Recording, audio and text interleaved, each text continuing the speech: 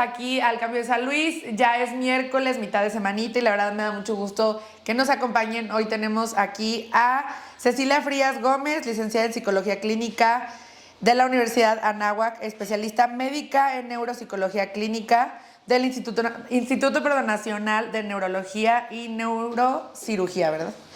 Oye, pues no, todo un nombre así como muy que yo nunca había escuchado, qué bárbara. La verdad que gusto que nos acompañes, primera vez que nos visites aquí en Esencia. Agradecerle a Moni la referencia porque ella nos conectó, que las dos puso muy buenas en su rubro. Entonces, si quieres presentarte aquí con toda confianza con la gente, platicarnos un poquito de ti. Ok, yo soy Paola Frías, mucho gusto, soy neuropsicóloga. Los neuropsicólogos lo que hacemos es medir o buscar la relación entre cerebro y conducta. Normalmente lo podemos hacer por especialidad médica, como es mi caso, o lo pueden hacer como maestría, que también se puede hacer. Sí. Y bueno, hay algunas corrientes, la neuropsicología cognitiva, ahorita es lo que más estamos estudiando. Okay. Se relaciona completamente con el estudio de las neurociencias y es el tipo de especialidad que de alguna manera ha tenido un boom muy importante en los últimos 30, 40 años, precisamente por el estudio de las neurociencias, ¿no? Ok, muy bien. Me interesa saber, porque es que obviamente antes de hablar de lo más importante que es el tema en sí, ¿cómo te empezó a interesar a ti o cómo fue que tú llegaste a tener el interés por estudiar esta carrera? Ok, cuando estaba estudiando la carrera de psicología, Ajá. me dieron la materia de neuro. Ah, sí. Y la verdad se me hizo muy interesante porque es la parte de la psicología que puede ser muy objetiva. Claro, sí, sí. Que sí. puedes medir de manera más objetiva, que puedes replicar un descubrimiento o una hipótesis, la puedes comprobar mejor. Sí, claro. Y eso me llamó mucho la atención. Y tú dijiste ya, de aquí a ver. De aquí soy, y además como convocatoria podíamos hacer en el hospital, los psicólogos clínicos hacíamos nuestro servicio social en el hospital, a mí me tocó hacerlo en el Hospital Juárez, Okay. pero había neuropsicólogos ahí que me dijeron, pues si te interesa vete a estudiar a la mera mata, Sí, que es pues el Nacional de Neurología y Neurocirugía, y ahí estudié, estuve 2 años, hice una residencia médica. Ajá. Fui R1 y R2, aunque no soy médico. Ok. Y fue muy interesante porque tuve que hacer tronco común con todos los neurólogos, neurocirujanos, neurofisiólogos. ¡Ay, qué padre! No. Entonces aprendí mucho. Es lo que te iba a decir, sí. Y pues ha sido una experiencia, muy pues padre. yo creo que de las mejores en mi carrera. Sí, pues sí, porque estás como de la mano de los ahora sí que de los más fregones, y pues tú aprendes, y yo creo que todos como que se retroalimentan. Sí. Yo creo que es bien importante, ya mencionaste qué es, pero saber que no es, qué diferencia, o sea, que no es lo mismo ahora sí que un psiquiatra, ni tampoco que un psicólogo, ¿verdad? Porque luego está como esta desinformación. Antes, ahorita de entrar aquí a la cámara, hablábamos un poquito de que contigo en tu consultorio está de la mano de unos psiquiatras, ¿verdad? Entonces, pues sí, dejarle claro eso a la gente, porque creo que, así también como me comentabas, que también me gustaría que la gente lo supiera, normalmente cuando a ti acuden a ti es más por como referencia ya de parte del doctor. Sí. Entonces, si quieres contarnos un poquito. Ok, la diferencia entre un psicólogo y un neuropsicólogo. Ajá. El psicólogo, bueno, trata la parte emocional. Sí. De la problemática que pueda tener un paciente. Los neuropsicólogos lo que hacemos es ver si después de una lesión cerebral o de una enfermedad neurológica, incluso también en una psiquiátrica, vamos a poner ejemplos, en las demencias, ¿no? La demencia tipo Alzheimer, la demencia vascular, hay muchos tipos de demencia, o después de un traumatismo craneoencefálico, un golpazo en la cabeza, un infarto cerebral o una embolia, nosotros lo que también hacemos... derrame cerebral. También, sí, claro. Sí. Derrames cerebrales, alguna enfermedad, algún tumor, un cisticerco, que son muy comunes en nuestro país. ¿Cisticerco? Que se quede calcificado, por ejemplo, en el cerebro y entonces está impidiendo que pase la información y da síntomas de conducta y síntomas en el pensamiento. Entonces, qué interesante. Nosotros somos los que detectamos, por ejemplo, qué tan funcional es esa persona. En eso le servimos mucho al neurólogo y al neurocirujano, incluso al psiquiatra.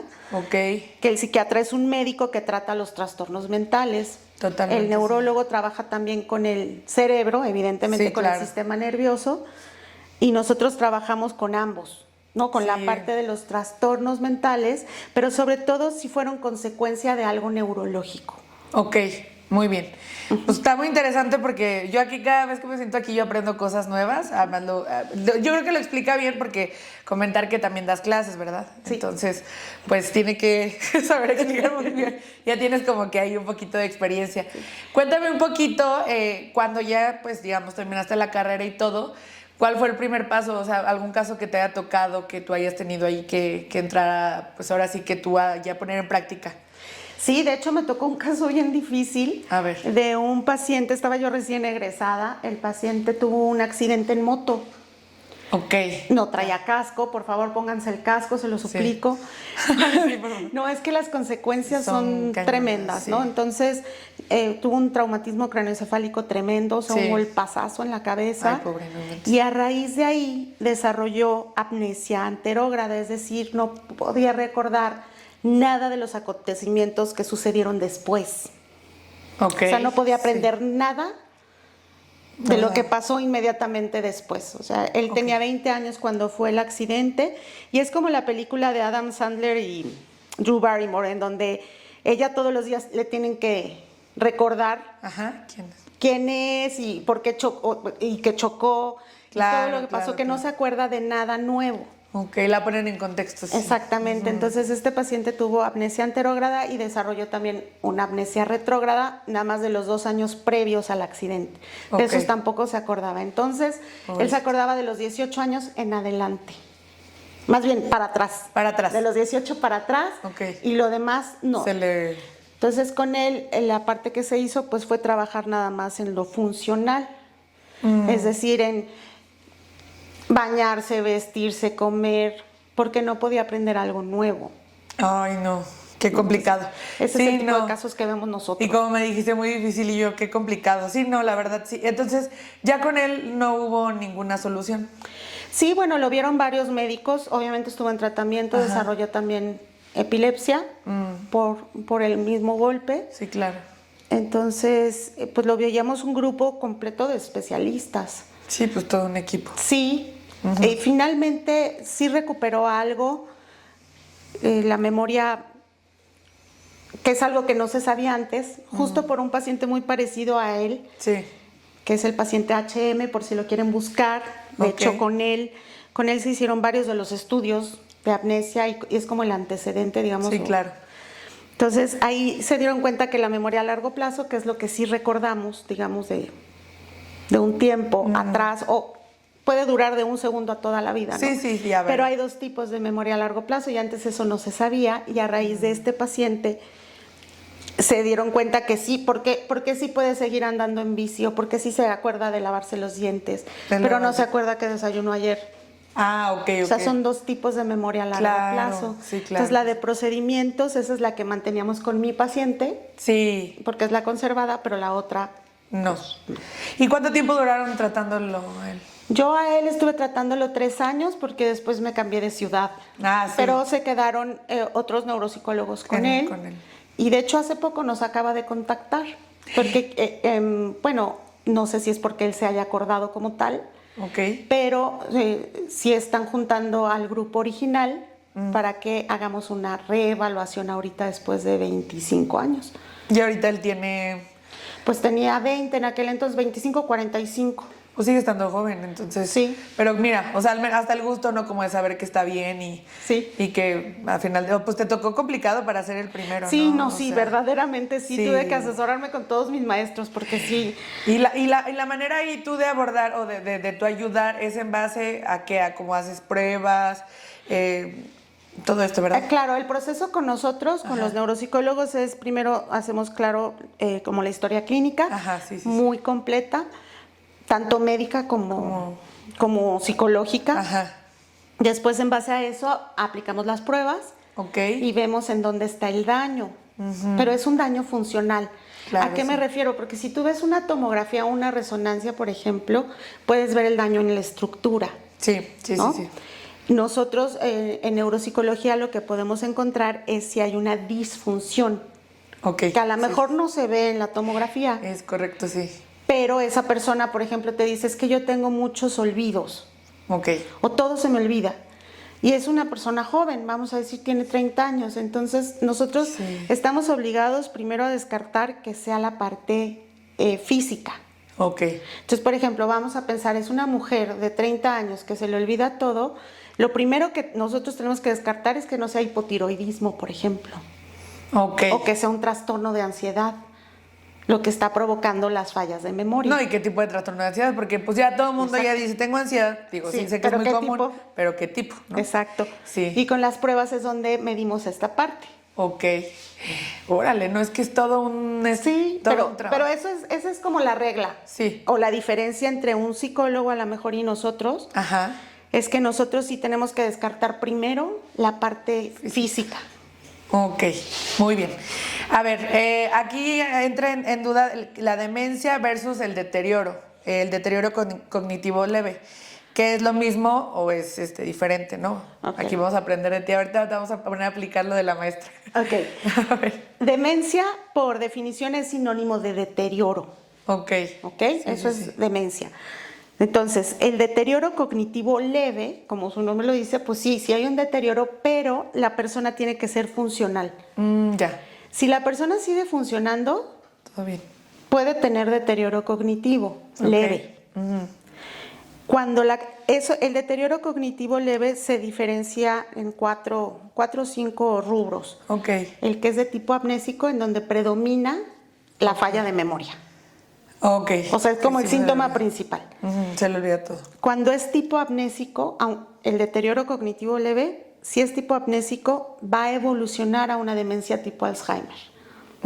¿Ok? Ya, Es como ya la más fuerte. antesala o como la primera etapa o la etapa muy temprana de la demencia tipo Alzheimer. Claro, como ya más avanzado, ¿no? Ok. Y las demás pueden quedarse como deterioro cognitivo leve sin avanzar Ok. a una demencia. Sí, ya no se genera más problemática, se queda ahí Se puede quedar ahí. y ya. Exacto. Ok. Ahorita también que te comentaba un poquito que normalmente es como ya referencia de parte de los doctores, por ejemplo, el caso de este chico, ¿no? Que pues, muy lamentable el accidente, fue que lo dijeron ya contigo. ¿Cuál es el otro caso por el cual que la gente puede escuchar así, que pueda acudir, por ejemplo, a ti? Ok.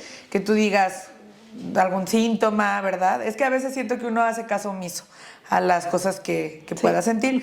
Y también creo que tenemos muy poca la cultura como de hacerle caso al cuerpo, como al visitar al doctor, ¿no? Te lo digo yo porque, por ejemplo, mis papás eran cero así, hasta que mi papá justo le dio un derrame, te platico un derrame, y desde ahí como que todas dijimos, pues, mamita, también tú te vas a checar. Sí. No, es que yo me siento muy bien. Bueno, no importa, ¿no? Porque a veces haces caso omiso a las cosas. Entonces, Sí. para que aprendamos a escuchar un poquito el cuerpo, ¿cuáles crees que podrían ser? Por ejemplo, en los niños, si los niños están teniendo dificultades para aprender, Ajá. si están También. invirtiendo las letras, si les Ándale. cuesta demasiado trabajo, o sea, a lo mejor les va bien en las otras materias, pero en matemáticas nomás no, o a la hora de leer. Ajá. O sea, en los niños es Sí. como más fácil, a lo mejor porque las maestras, que la verdad cada vez se especializan más, Qué bueno. detectan que a lo mejor algo está pasando con el chiquito. Pero en los adultos, Ajá. los neuropsicólogos lo que les pedimos mucho es que, justo lo que tú dices, se observen. Entonces, Sí. si yo no era una persona distraída y me volví una persona distraída, ¿qué pasa? Si yo era muy eficiente en mi trabajo y muy organizado y de repente dejo de serlo, algo está pasando. También. Estoy dejando de dormir El insomnio. y entonces eso me genera, además de ansiedad, me está generando problemas para concentrarme O irritación. o irritabilidad, Sí, claro. exacto, irritabilidad. Entonces, también podría acudir. Yo leía muy bien y ahora no se me queda nada. No, pues hay que ver por qué. La retención La también. retención. O me empecé a aislar. Mis amigos me dicen, oye, ¿por qué estás tan aislado? ¿No? O me empieza a dar miedo, antes no me daba miedo manejar. o ir a una plaza y ahora me da miedo estar en un lugar donde hay mucha gente, o me da miedo manejar, o perderme. O sea, ese tipo de cosas. Sobre todo, aquí el punto es lo que yo no hacía y ahora hago. Ah, ok. Cuando notas como una diferencia. Exactamente. Sí, porque también, ahorita que mencionabas, por ejemplo, lo de la ansiedad, que yo, la social, por ejemplo, yo la tuve mucho, pero derivado a bullying y cosillas que me llegaron a pasar. Sí. Y eso era muy normal en mí, me explico. O sea, como que me daba cosa, vi mucha gente, te sientes observado. Claro. Pero esto, bueno, no sabía yo que era así como un, digamos, un indicador de a lo mejor poder asistir contigo, ¿no? Yo ahí más bien fui a terapia. Yo fui a terapia. No, está bien. Y ya. De hecho, por ejemplo, no, y es correcto, ¿eh? Tú piensas en ir con el psicólogo y así Es y es como correcto. lo primero que se te viene. Y de hecho, los psicólogos tienen su entrenamiento en neuropsicología en la carrera. Oh, ok. Y entonces Está bien. ellos dicen, ok, ya llevamos a lo mejor 6 meses de terapia. Sí, sí, sí. Y en esos 6 meses de terapia, pues yo no veo que avancemos en la parte funcional.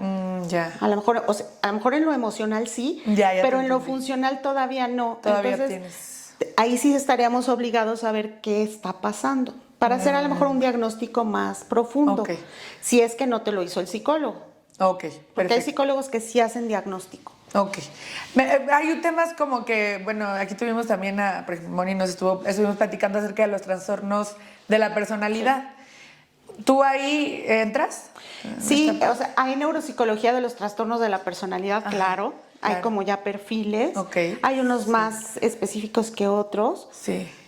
Igual, realmente en cualquier trastorno mental podemos encontrar a lo mejor características, ¿no? En cuanto a cómo responde, cómo soluciona un problema, ese tipo de cosas. Sí, fíjate que es un tema muy interesante porque yo escucho mucho podcast y todo, y hay uno que, bueno, yo soy muy fan de Se Regalan Dudas, que son unas chicas que hacen un podcast, y estaba justo viendo que invitaron a una especialista, pero hablaron del trastorno bipolar, ¿no? Sí. Y entonces, pues te das cuenta así como que es complicado porque muchas de las veces, no sé, como son actitudes, digamos, a veces normales, dicen que hay muchísima gente que tiene trastorno bipolar, pero nunca es diagnosticado. Sí, por ejemplo. no, y sobre todo si los episodios son de hipomanía, es decir, donde es una manía, pero no tan Hipomanía. florida, digamos. Ajá. No, o sea, si es manía. ¿Qué es hipomanía para la gente que no sepa? Hipomanía es un estado de manía en el que estás súper acelerado, pero en el que todavía se podría confundir con que eres muy funcional o muy activo. Ajá, sí, justo así lo escuché. Pero, ¿cómo puedes llegar a actuar? Un ejemplo, o sea. Bueno, en la hipomanía y en la manía, en ambos. Ajá. Entonces, haz de cuenta, por ejemplo, no duermen o duermen muy pocas horas. Ok. Como si tuvieran un rush, Ajá. como si hubieran usado alguna sustancia y Ajá. tuvieran este rush. No quiero decir qué sustancia porque tampoco No, quiero pues dar ideas. no hay que dar ideas. Pero están hiperactivos. Sí, sí, sí. O sea, comen mucho, no duermen, andan de un De lado aquí al para otro, se van de compras, por ejemplo, son de estas compras compulsivas que de repente hace la gente así como no necesito, pero yo traigo. O atracones, ¿pueden ser? Pueden ser atracones también con también. la comida, igual Ok. una compra compulsiva.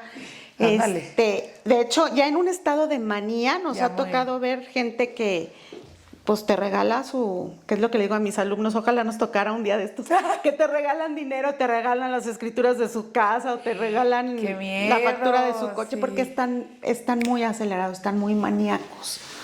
A lo mejor todos en algún momento, a lo mejor hemos tenido uno, ¿no? Porque puede ser Sí, también. todos podemos tener rasgos. Ajá. Que eso es bien importante. O sea, todos tenemos rasgos neuróticos, ¿no? O incluso límites, como en el trastorno de la personalidad, o histriónicos, todos tenemos rasgos, pero Claro. eso no quiere decir que tengamos un trastorno Como tal. No, porque puede ser a lo mejor nada más una reacción a alguna situación. Sí, exacto. Pero igual, si sienten, o ya ahorita que escucharon, se detectan con alguna como conducta muy recurrente, pues yo creo que ya es como hay un foquito rojo Sí, como para algo. visitar. Antes de que nos vayamos a ir y todo el tema, me gustaría que me dijeras dónde te ubicas, Ok. cómo te puede contactar la gente mediante redes sociales, porque también hay otras preguntas que nos mandan. Ok, a mí me gustaría decirles que estoy en Himalaya 420, local 1, Colinas del Parque, San Luis Potosí. Estamos entre el restaurante Bife Y y épocas, más o menos por ahí. Yo creo que van a ubicar más por épocas. Yo también creo. De que todo el mundo vaya. Sí. Ahí estamos en una placita comercial. Comparto el consultorio con otros 3 psiquiatras, excelentes psiquiatras también. Y en redes sociales, en Origine, Neuropsicología Clínica en Facebook. Ok, entonces sí. Y en Instagram, pues es el personal, porque todavía no hago el... Todavía no lo hace, pero igual. Pronto. Un número que quieras dejar donde te puedan contactar directamente. Las citas las hago yo por WhatsApp al 4442 04 6591. Ok. Fíjate que esa es una pregunta que antes tenemos ya 5 minutitos porque se nos fue el tiempo, pero la verdad que está bien interesante el tema. Los videojuegos en los niños. ¿Pueden llegar a afectar? Esta es una pregunta. Y la otra que también me gustaría saber es en el tema de, por ejemplo, no sé, que llegas a tener este tipo de síntomas, ¿siempre es por eventos como de accidente o así? ¿O también está este mito o realidad de la parte genética? Hay personas que pueden padecer esquizofrenia o así. Claro. Y de repente escucho yo mucha gente que dice, es que heredó la locura del tío, ¿no? Sí, de la que familia. No me gusta que se expresen así porque se escucha gacho, ¿no? Pero bueno, así, uno no a veces De manera coloquial. Coloquial. Sí. ¿Esto sí es un mito, es una realidad que es hereditario? De hecho, cada vez hay más estudios genéticos en los que hay muchísimas enfermedades que sí tienen un componente genético, al menos en un 50%. Ok. Entonces sí, más que mito, es realidad. Una realidad. Sí. Okay. Sí, si tenemos a alguien, por eso te decía de la historia clínica, tenemos siempre que ver los antecedentes médicos, familiares y personales, justo por lo mismo. Sí, o sea que entonces si la gente lo dice como de manera muy burda, yo creo que es porque ya nos dijiste que sí se puede, ¿no? Ahora, la parte de los niños, y ahorita que también, que a veces a mí me da mucha tristeza porque yo digo, pues, por ejemplo, yo siento que de chiquita, pues yo sí era mucho de estar como jugando y así, ¿Sí? Pero hoy en día los vemos pegados que en la tablet también, en las redes sociales, o en su caso, los videojuegos. Esto puede traer consecuencias. Sí, desde luego, porque ahí todavía el cerebro no se está desarrollando. Sí. También se pierde mucho la parte social, que también hace estas conexiones neuronales, que es lo que nos hace crecer. Se aíslan. Exacto, entonces los niños están aislados. De hecho, hay un estudio súper interesante que yo creo que con eso te voy a contestar, en donde la primera vez que tú juegas un videojuego, se encienden varias áreas del cerebro, la primera vez que no lo conoces, digamos, ¿no? Sí. Entonces se encienden muchísimas áreas. Eso se hizo con una tomografía de emisión de positrones que se llama PET. O sea, ese estudio. Y conforme la persona iba aprendiendo, iba dominando el juego, ya cuando dominaba el juego, solamente se enciende un área muy chiquita y el resto está inactivo. Ah, órale. Entonces, fíjate, no hay una actividad. O sea, si tú crees que está estimulando a tu hijo porque está jugando, si tu hijo ya superó la prueba, ya se habituó a ella, ya no está estimulando nada. Oye, y bueno, es que qué mal que ya se nos acabó el tiempo, pero yo, por ejemplo, paso mucho tiempo en redes sociales, pues por mi trabajo, por esto, porque también tienes que estar informado, pero también creo yo que ha vuelto locos a muchos las redes sociales. O sea, tanto ha traído cosas muy buenas. Claro. Pues sí, hay que mencionar que yo creo que yo lo que hago mucho, y la verdad te digo, no, o sea, lo digo ahora sí que no de queda bien. Por ejemplo, si un fin de semana no tengo muchas ganas, trato de desconectarme también como que del celular, porque sí te llega a generar así como que también un cierto apego. No, por supuesto. Más ahí. Claro. Entonces, ¿tú crees que eso se ha llegado a afectar ya hablando de la vida adulta? Porque pues obviamente en su mayoría son adultos los que las consumen. Sí, en la vida adulta sí, aunque la diferencia con los niños es que el cerebro termina de madurar a los 25. Entonces, bueno, mira. como quiera, el cerebro se supone que ya maduró. Ok, sí, ¿no? sí. Se supone. Pero sí hay, como cualquier patología en la que estás constantemente, como cualquier vicio, vamos a llamarlo así. Es que es un vicio, sí. Evidentemente, o cualquier fanatismo, cualquier cosa que hagas en exceso, evidentemente sí puede llegar a traer consecuencias. Okay. En la nueva clasificación de los trastornos mentales ya viene también las redes sociales. El exceso de redes sociales, ¿no? El exceso de uso de medios electrónicos. ¿En qué puede llegar a afectar, por ejemplo, como en la parte? Otra vez en la parte, o sea, sí en la parte cognitiva, porque obviamente también afecta a la vista. También. Y al oído. Y esa es la primera recepción que tenemos, es a través de los sentidos. Entonces, si desde ahí empieza ya todo el problema. Entonces, sobre todo lo que hemos visto es distracción, El cerebro está hiperactivo también porque es demasiada información. Sí, sí, sí. Y entonces genera insomnio, genera ansiedad. Como también, ya en temas más emocionales, ¿no? El estar viendo vidas ajenas, compararte, ¿no? Como No, claro. todo este tema, que lo hemos hablado mucho, aquí también se ha abordado. Sí. Pero de verdad que te agradezco mucho tu tiempo. Estuvo muy interesante. Tratamos como que de abordar un poquito más en general. Sí. Pero igual, o sea, si ustedes tienen la inquietud, algo les hizo ahí como ruido, pues contactarla, ¿no? Y ella pues tiene ¿Nos puede decir qué costo tiene una consulta contigo? Bueno, más o menos, es que depende, pero generalmente cuando es un estudio, más o menos el estudio sí es un poquito más elevado. Sí, claro. Alrededor entre 6,000 más o menos. Ok, que ya es un estudio ya dirigido por parte de un doctor. Sí. En el caso de alguien que solo diga, yo quiero ir a una consulta. A una consulta para ver si necesita algo de esto. Sí. Generalmente es de 800 pesos, pero la consulta es más o menos larguita, entre 1 hora y media y 2, cuando es la primera vez que van, porque hay que hacer toda una historia clínica. Ok, muy bien. Pues te agradezco muchísimo, espero tenerte aquí más veces. Claro. Igual si quieren despejar sus dudas, pues háganoslas saber y pues te volvemos a invitar. Sí, muchas gracias. Que tengan un excelente día, gracias por acompañarnos, bye.